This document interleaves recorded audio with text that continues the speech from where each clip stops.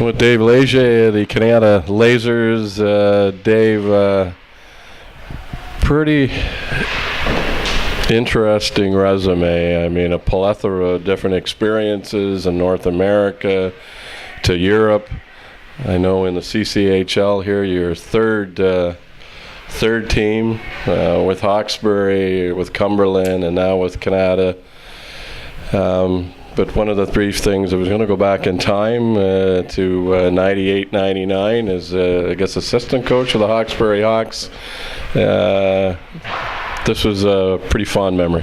No, I love coming to this rink. That night you never forget. I mean, as the Brockville team who had won the year before, you never forget the players that you won with. And it's interesting, Jackson Camp that plays on Hawkesbury is the son of Sean Camp, who was the coach of Hawkesbury then. And Jackson was born during the playoffs, actually, in that run. So, no, I actually, the league is a great league. It's grown and it's improved exponentially since I was first in it 20 years ago. Yeah, big Hawk championship here. And, yeah, I guess that's the next thing. I mean, you've moved around. You were with Elmira, the ECHL. You went to Europe.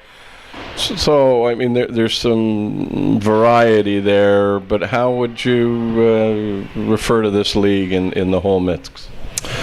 Yeah, I mean, it's familiar. I mean, my wife has been a godsend for us. We have two daughters. We've always kept a home base in Orleans, and so this league has been great to give opportunities to me when there's time to come home. And I had a good experience in Poland last year, and I would say in simple terms, coaching is coaching, and no matter where you are in the world. And it's always got its own energy. This age group is a fun energy because they're 16 to 20-year-olds. They're driven to get themselves to the next level. Mistakes will happen, and to me, that's the fun part of coaching. Is you're going to have to be that person that can give them the feedback. And our group is illustrating that. We're a 500 team right now. We think we should have a better record, but we've actually had a good progression among our players. One technical question before we get into the present, and I noticed in a previous interview you talked about defense is different in a bigger ice surface, but you're able to extract some of that and move that into this type of game. I guess the one common is the distance between the dots is common between the two rinks, no matter how big you are. So really, from the dots to the boards is where the extra ice comes from. So in effect, you're trying to always defend and prevent people from getting inside of the middle of the rink. So in Europe, in Asia, in any big ice or small ice, that's still the critical area to try and make sure that your players are denying easy access to. Is much a chip and chase at all? I think the generation of these players, I think that style has drifted. It's not so common now. I think players are looking to regroup and enter the zone under control instead of just dump it and chase it. I mean, there's certainly a time to place the puck behind the D, but I think you'll see more teams looking to enter the zone with speed and together with numbers. You were mentioning the team 500 to date. I mean, last night, I guess just you couldn't buy one. You peppered Bateman last night with shots. You come out on the short end of that. But this opportunity here with Canada, how did that come about, coming over from Poland? Well, I think the Canada coach moved on, and there was an opportunity. Ian Henderson and I worked in Hawkesbury a couple of years ago together. So it was just a fairly easy connection. My girls are, my oldest is in her last year of high school. Our youngest is in grade 9. So there's a time to be at home, and I think with two teenage daughters, it's good for me to be home with my wife. So.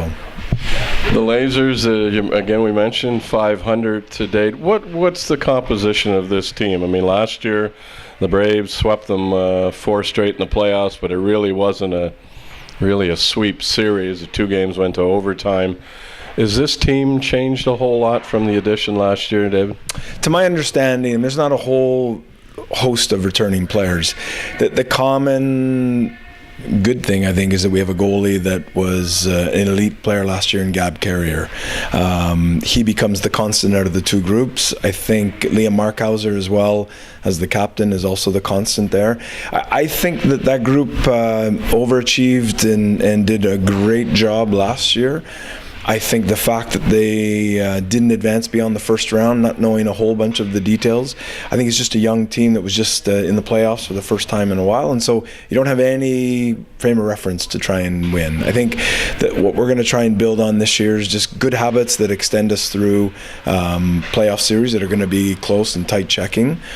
And tonight is a good game for us. It's our 11th game of the year. We're going to play against the top team in the league, and for us, we're going to get better by playing against good teams and being pushed to be at our best.